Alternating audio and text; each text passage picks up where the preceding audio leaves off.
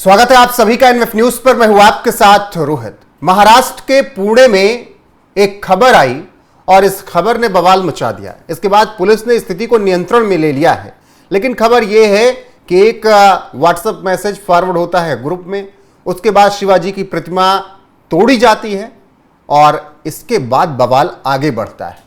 मस्जिद पर फिर पथराव होता है और भगवा लहरा दिया जाता है।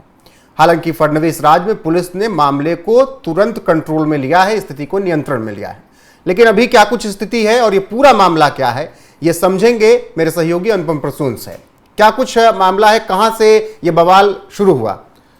देखिए रोहित, ये दौड़ तालिका पड़ता है जहां पर यवत नाम की एक जगह थी। वहां पर एक व्हाट्सएप ग्रुप में एक मैसेज आया। मैसेज भेजने वाले की पहचान कर ली गई है, वो एक ख़ास समुदाय से है। और उसी के बाद आपने देखा होगा कि लोगों ने अचानक मस्जिद पर हमला किया। उससे पहले अब वहां पर पहले से तनाव की स्थिति थी। तनाव की स्थिति इसलिए थी कि 26 जुलाई को शिवाजी की प्रतिमा तोड़ी गई और इससे वहां के लोग बहुत नाराज थे, बहुत ज़्यादा नाराज थे। और नतीजा ये हुआ कि ऐसे मतलब ये सारे लोग जो नाराज बताए जा रहे थे, उनकी नाराज़गी खास समुदाय से थी।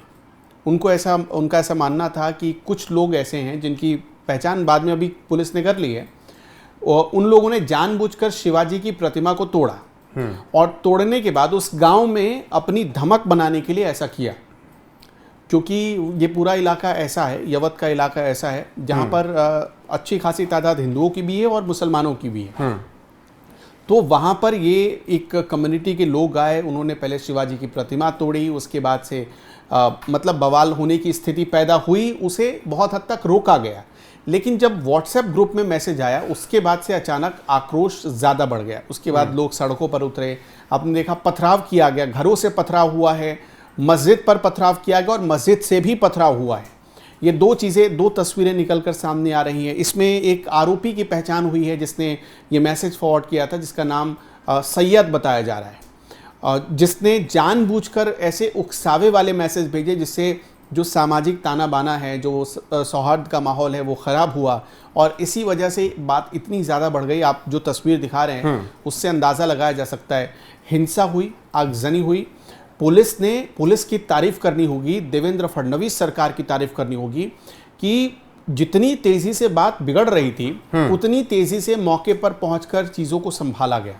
आपको पता ही कि महाराष्ट्र एक बहुत नाजुक सा, वही मैं कह रहा हूं, महाराष्ट्र ऐसा वही मैं कह रहा हूं कि अभी हम ये 1 अगस्त को बात कर रहे हैं और पिछले 2 दिन में ये तनाव की स्थिति वहां पर देखने को मिली। 3 महीने पीछे, 4 महीने जाएंगे, मार्च का महीना था और मुझे लग रहा है 10 से 17 के बीच, 17 तारीख थी शायद, और उस दौरान नागपुर में इसी तरीके की हिंसा हुई, औरंगजेब वाला जब विवाद चल रहा था। देखिए, जो नागपुर में पैटर्न अपनाया गया वो पैटर्न यहाँ भी अपनाया गया। दिलचस्प ये है, दोनों में अगर आप लिंक, वही मेरा सवाल था कि क्या पैटर्न नहीं किया? उन जगहों को, उन लोगों को टारगेट किया गया जो हिंदू थे।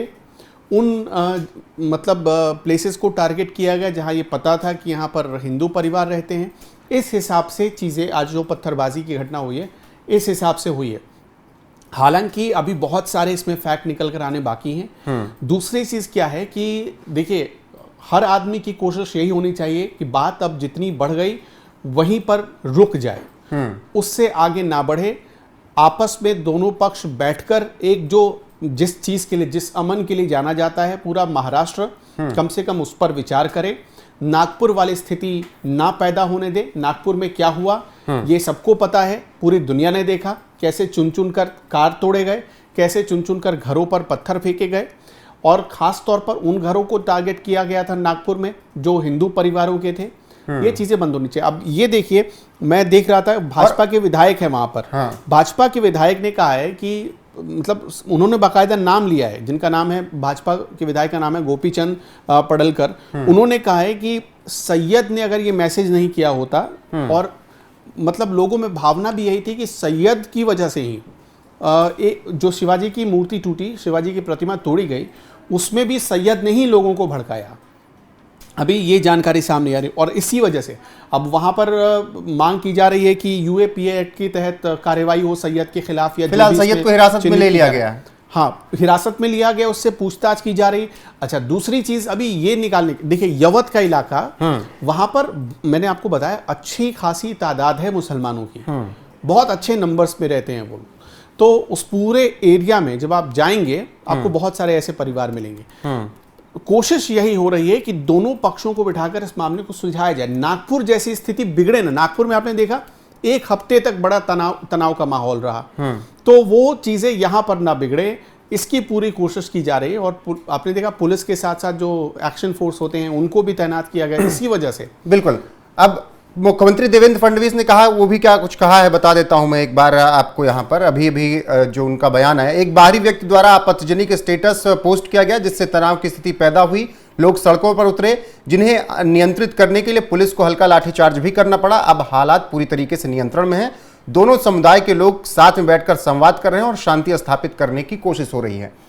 फडणवीस, सीएम फडणवीस का जो बयान है अनुपम जी, वो कह रहे हैं कि दोनों समुदाय बैठे शांति से स्थिति को नियंत्रण में ले लें, विवाद करने का कोई मतलब है नहीं। देखिए, देवेंद्र फडणवीस अपनी जिम्मेदारी निभा रहे हैं, लेकिन एक चीज रोहित सबको सोचना पड़ेगा कि क्या कुछ लोग या कुछ एक समुदाय ऐसा है जो छोटी सी बात पर इतना उग्र हो जाता है।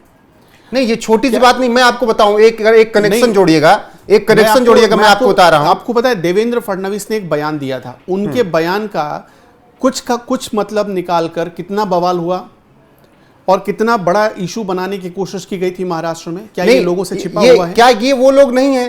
पिंपरी चिंचवाड़ और यवत की अगर दूरी आप देखेंगे तो 60-61 किलोमीटर पड़ती है, 1 से 1.5 घंटे का सफर 2 घंटे मान लीजिए।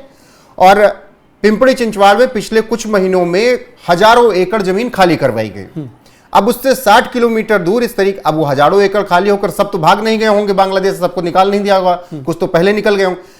उस 60 किलोमीटर 70 किलोमीटर के दायरे में क्या लग रहा है उसकी भी चिढ़ इन लोगों को दिख रही थी, ये मौका मिला बवाल करने का। मैं आपको थोड़ी देर पहले यही बात बताने की कोशिश कर रहा था। जो यवत का पूरा एरिया है ना, वहां मतलब आप जब लोगों की बसावट देखेंगे तो ऐसा है कि वहाँ बाहर से भी लोग आकर बसते हैं। बहुत मुसलमान ऐसे हैं जो फॉरेन कंट्री से आके महाराष्ट्र में नौकरी करते हैं और यवत को उन्होंने अपना ठिकाना बनाया हुआ। ऐसे भी लोग हैं वहाँ पर बहुत सारे। अब पता नहीं वो वीज़ा पर आए कैसे आए, ये तो खैर वहाँ के पुलिस का काम है और सरकार का काम है। लेकिन जो कनेक्शन है, आप एक बड़ा मुहिम चल रहा है पूरे देश में और होम मिनिस्टर ने कहा है, हर स्टेट को कहा है कि भाई अपने अपने यहाँ के घुसपैठियों की पहचान करें। अब हम बार बार एक वीडियो में जिक्र करते हैं, अब ये सोचिए कि एग्जाम्पल तो इतना हैरान करने वाला है, दिल्ली का एग्जाम्पल, बांग्लादेशी घुसपैठिया को वापस भेजा गया, डिपोर्ट किया गया, पता चला 1 महीने बाद वो वापस उसी घर में आकर उसी एड्रेस पर उसी वही व्यक्ति रह रहा है। तो ये हर जगह हो रहा है, ये महाराष्ट्र में भी हो रहा है, इससे कोई इनकार नहीं कर सकता। कोई सरकार अगर ये कहती है कि नहीं हमारे यहाँ बंद हो गया, महाराष्ट्र में नहीं हो रहा है, जांच करवा लीजिए, इस बात के प्रमाण निकल ही आएंगे। तो जितने लोग हटाए गए, क्या हजारों लोग जिनको हटाया गया वो सब के सब चले गए? जिनके पास डॉक्यूमेंट नहीं थे क्या वो सब के सब वापस लौट गए? ऐसा बिल्कुल हो नहीं सकता है, क्योंकि वो आए थे तो जाहिर सी बात है उनको लाने वाले भी लोग वहीं के रहे होंगे और उनको भेजना है। तो जब भेजने की बारी, सरकार ज़बरदस्ती भेज रही है, सरकार इसलिए भेज, सरकार अपनी जगह सही है, लेकिन उनके हिसाब से तो सरकार ज़बरदस्ती भेज रही। तो सरकार जब ज़बरदस्ती भेज रही तो वो छिपने का कोई ठिकाना ढूंढेंगे। तो हो सकता है अभी पुलिस की जांच में बहुत सारी चीज़ें आने बाकी है। और एक चीज़ और, जो पुलिस की जांच में बहुत कुछ है अनुपम जी आने का, लेकिन खबर ये भी आ रही है रोहित कि इस पूरे मामले में हो सकता है कि सरकार एक मतलब स्पेशल टीम बनाए, और वो स्पेशल टीम को सिर्फ इसलिए बनाया जाएगा कि वो इसी चीज़ की लिंक की जांच करेगी। वो टीम हो सकता है, अभी खबर ये आ रही है कि महाराष्ट्र की सरकार, देखिए महाराष्ट्र की सरकार को ये एंगल बहुत पहले से पता है। दूसरी चीज़ आपको ऐसे समझिए कि शिवाजी की प्रतिमा, वो चाहे किसी भी समुदाय का रहा, मैं वही कह रहा हूँ, छत्रपति शिवाजी महाराज के अपमान के प्रतीक है शिवाजी। तो शिवाजी की प्रतिमा, देखिए ये कोई मतलब ऐसा समझिए कि किसी की भी प्रतिमा तोड़ना कहीं से उचित नहीं है, क्योंकि हमने जब उनका सम्मान किया तभी उनकी प्रतिमा लगाई। हर किसी को, चाहे वो किसी की भी प्रतिमा हो, लेकिन ये जानते हुए कि अब महाराष्ट्र में और शिवाजी की प्रतिमा को तोड़ेंगे तो किसी ना किसी को आप ठेस तो पहुंचा ही रहे हैं। तो ये बात जानते हुए क्यों कि ये घटना हुई, और सबसे बड़ी बात कि 26 जुलाई को ये घटना हुई, और 26 जुलाई के बाद से बताइए आज 1 अगस्त है, 1 अगस्त तक सैयद पर कार्रवाई क्यों नहीं हुई? जब विधायक के पास सबूत है, जब सारी चीजें दिख रही हाँ, हैं कि सैयद ने ऐसा किया है, मामला जब मुख्यमंत्री के पास पहुंचा तब जाकर ये पूरी कार्रवाई हुई है। तो यही है चीजें कि शायद लोकल लेवल पर कुछ ऐसा हुआ, कुछ मतलब इतना बड़ा इकोसिस्टम काम कर रहा है जो इतनी बड़ी चीजों को छिपा लेता है, दबा लेता है, और मुख्यमंत्री तक बातें नहीं पहुंच पाती या पुलिस के बड़े अधिकारियों तक बात नहीं पहुंच पाती, तो एक्शन नहीं हो पाता है। हैरानी तो ये है कि शिवाजी की प्रतिमा तोड़ने के बाद समझिए कि मतलब 5 दिन 6 दिन हो गए, कैसे 6 दिनों तक सैयद के खिलाफ कोई कार्रवाई नहीं हुई। बिल्कुल। बाकी पुणे के एसपी गिल साहब ने क्या कुछ कहा, उनके बयान के साथ आपको छोड़े जाते हैं। बने रहेगा हमारे साथ, जो भी अपडेट आएगी आप तक पहुंचाएंगे जरूर। नमस्कार। यहाँ पे यवत गांव में 12 साढ़े 12 के दरमियान ऐसा पुलिस के पास एक इंफॉर्मेशन आई और कि कुछ एक तरुण है, यंग है कोई लड़का, उसने अपने मोबाइल फ़ोन में व्हाट्सएप और फेसबुक पे एक स्टेटस रखा है जो आक्षेपजनक ऑब्जेक्शनेबल स्टेटस है। तो उस कंप्लेंट पे उस लड़के को पुलिस स्टेशन में लाया गया। पुलिस स्टेशन में लाने के बाद उस पर कार्रवाई करनी शुरू की गई। गांव के कुछ लोग भी वहां पे आए। गांव के जो प्रतिनिधि लोग हैं उनके साथ हमारी टीम जो है पुलिस स्टेशन की, उसने मीटिंग भी शुरू की कि गांव में आप किसी भी प्रकार का जो कायदा व व्यवस्था का जो है माहौल उसको शांत बनाए रखें। ऐसे उनके साथ मीटिंग चल रही थी। लेकिन तब तक ये जो मैसेज था सोशल मीडिया में वो वायरल हो चुका था और गांव में पहले से ही एक थोड़ा तनावपूर्ण कुछ एक हफ्ता पहले को घटना हुई थी जिसकी वजह से थोड़ा तनाव बढ़ा हुआ था। तो ये मोशन हाइटन होने की वजह से गांव के लोग रास्ते पे आए और उसमें से कुछ यंगस्टर्स ने कुछ जगह पे जाके कुछ स्ट्रक्चर को नुकसान पहुंचाने की कोशिश की, पर इसमें किसी को कोई इंजरी नहीं हुई है। और पुलिस प्रशासन जो है इमीडिएटली हमारी फोर्स ने जहाँ पे रिस्पॉन्ड किया, गांव में पेट्रोलिंग की और अभी शांतता है यहाँ पे। और सबको आह्वान है कि आप किसी भी तरह के जो स्टेटस वगैरह रखे जाते हैं उस पर विश्वास मत कीजिए, क्योंकि वो उसमें दी हुई इंफॉर्मेशन है, उसको आप प्रॉपर चैनल, प्रॉपर प्रशासन पुलिस के पास दीजिए। वो हमारा काम है उस प्रॉपर स्टेटस पे या इंफॉर्मेशन पे इन्वेस्टिगेट करना, उसका खरा खोटा क्या है उसकी जड़ तक जाना और उसका सलूशन निकालना। लेकिन अगर कायदा व व्यवस्था का प्रश्न निर्माण किया जाएगा तो वो काम भी रुक जाएगा और सारी फोर्स इसी काम में लग जाएगी। तो कृपा करके आप शांतता बनाए रखें और इस प्रकार की जो स्टेटस या किसी भी प्रकार का कोई ऐसा घटना होती है उस पर पुलिस अपना वचनबद्ध है, अपना काम अच्छे से कर रही है। Thank you. जय हिंद, जय माता।